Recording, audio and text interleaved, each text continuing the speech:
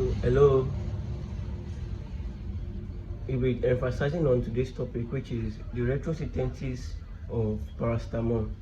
As we all said earlier in our previous video, where we give about the introduction of retrosynthesis, about it's one of the major aspects of organic synthesis, which emphasizes on backward. It is known as backward chemistry. That is, if a reaction can proceed forward, so we should also, and those same reactions should be able to proceed backward. That when we talk about retrosynthesis, is one of the most advanced aspects.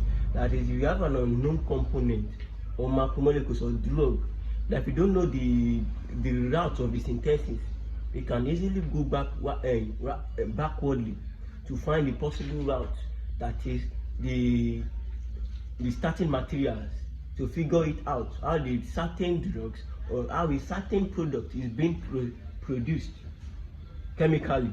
So now, as you all know, the retrosynthesis is based on, it has one of the major terms.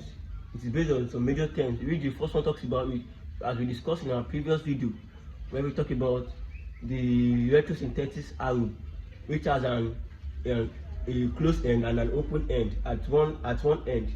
And also, when we talk about one of the major aspects of retrosynthesis, is that the arrow signifies that this is a retrosynthetic reaction. So without the arrow, so if you are just using the major reaction arrow for which will signify, it will nullify your idea on retrosynthesis. So now, as you all said earlier, that is, we talk about the retrosynthesis arrow, known as this. The next one we talk about disconnection, how we disconnect. We also discussed about the symptoms and synthetic equivalent. So now today we'll be discussing on using this same retrosynthesis to determine the pathway of paracetamol using retrosynthesis. So now, as you all know, the structures of, as you all know, paracetamol is popularly known as acetaminophen, or we can also call it Tylenol. So now, we have the structure of our paracetamol, which is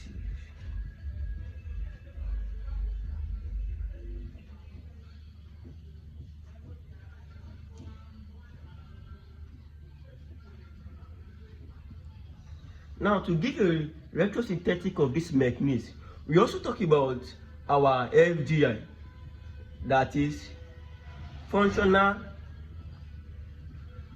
group interconversion. We talk about the FGI. So now the first step here is that the first step is to signify our retrosynthetic arrow. So the arrow is one of the most important and the most prominent thing to signify it. That is the retrosynthesis arrow. So as you all know, that we should look at the structures of our Tylenol here, our paracetamol here. We can see we have our imide group and we have our phenol, our hydroxy group at one end. We have the imide group here and the hydroxy group at one end. And as you all know that we can't make use of this, the first step here is that we talk about, we don't just disconnect. We need to check the comparison of the functional group which is present. We need to check the functional group which is present, and we need to disconnect some certain parts. So now, the first step is what we called the FGI. We need to introduce our FGI. And don't forget we have an acute part here. So we have an acute part here. So we need to disconnect first our key part. So leading us to this. So you are left with this.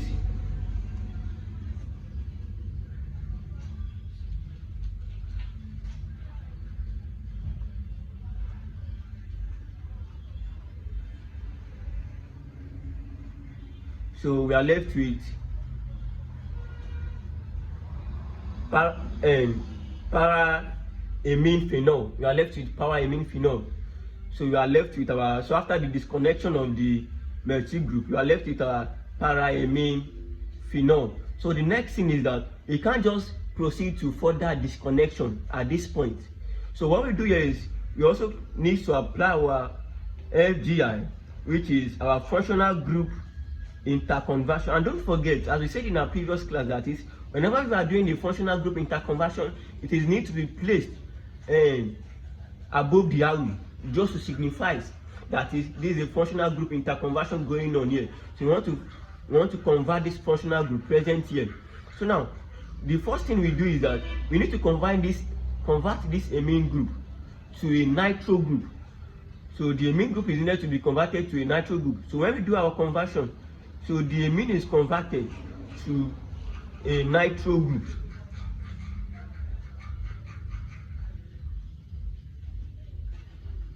Sorry, the amine is converted to a nitro group. It's converted to a nitro group. So we are left with paranitrophenol. So then we can, so since we've gotten our nitro group, we can proceed further. We can proceed further by disconnecting our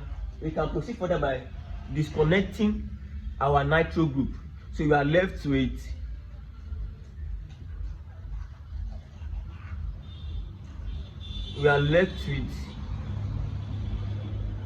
our phenol and the negative charge due to the excess and the negative charge left here. So now, at this point, we have two options. Here, where we can further our retrosynthesis reaction. The first one, we have an option of sulfonation. If we decide to sulfonate this particular compound, it will lead us to benzene sulfonate. So if we decide to proceed with sulfonation, it will lead us to this.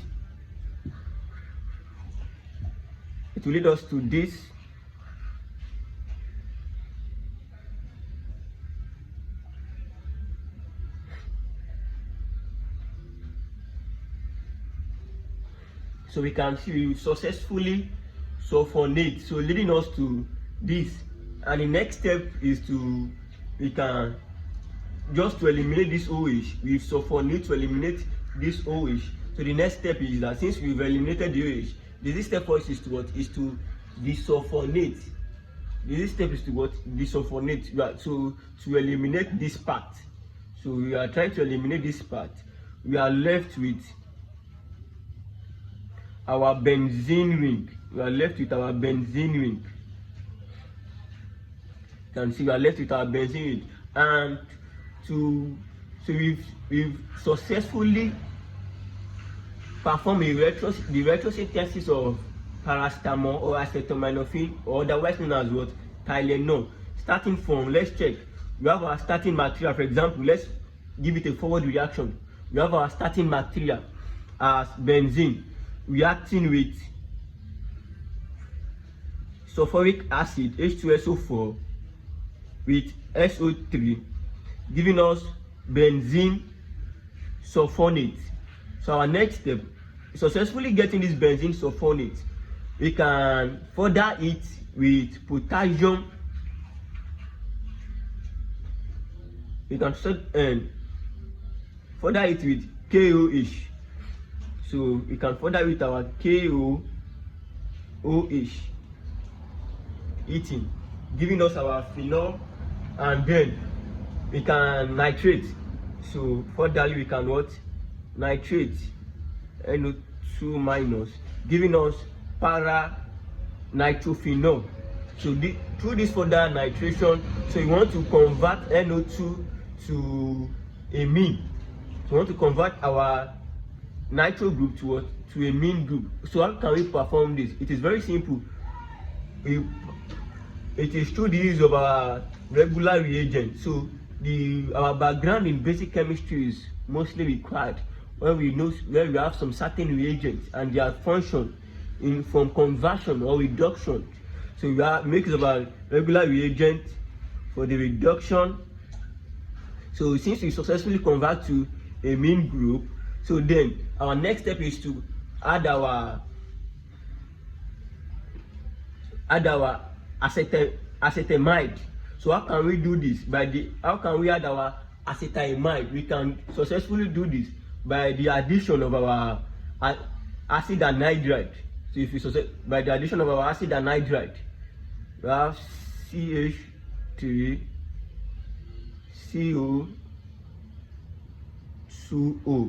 So with the successful addition of our acid anhydride, so we successfully synthesize our acetaminophen or Tylenol, and backwardly we can go the process. So that's why, as we said, as a student, so in your master level, it is necessary for you to have a background in reaction mechanism. Most of the forward reactions, you need to have a background of the forward reaction before you can proceed to going to the backward. As we said in our previous class, is someone moving from one location to another. You are trying to travel from, maybe you are moving from Canada to, you are trying to move from, for example, move from Canada to Germany. You need to know your possible route from Canada to Germany. You should know your possible route. Then, you knowing your possible route, which is a forward reaction, you should also know how to find your way back from Germany to Canada. That is, first of all, know your possible route, your forward reaction, before you can intend to learn the backward reaction first. So first of all, foremost, have a basic background in your reaction mechanism, in your basic chemistry. Then before you can learn the backward aspect, the backward phenomenon. So we can also pass through this route. There's another alternative in this. So we can have another alternative. So through normal reduction, we have this.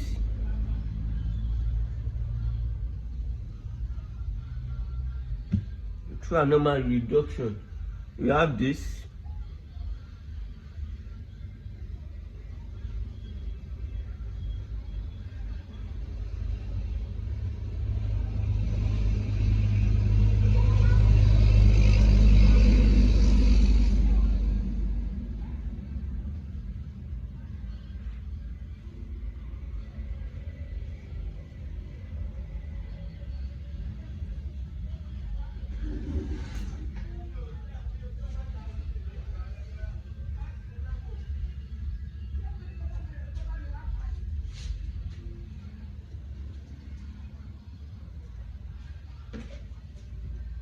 So we can see we successfully generate our precursors. We successfully generate our precursors. You can see this is the target molecules. We have our target molecule, which is acetaminophen. So gradually we have paraamine phenol. So through reduction we have our nitrophenol. Then through reduction we are left with our phenol group. So we talk about two alternative routes. We can pass either through this route or through this route. Definitely it will still lead us to our precursors. So I believe with these brief sections we successfully talk about the retrosynthesis of paracetamol. In our next sections we will talk about the retrosynthesis in an aliphatic molecules. So we give a brief breakdown or a guideline to alternative disconnection in aliphatic molecule. Thank you.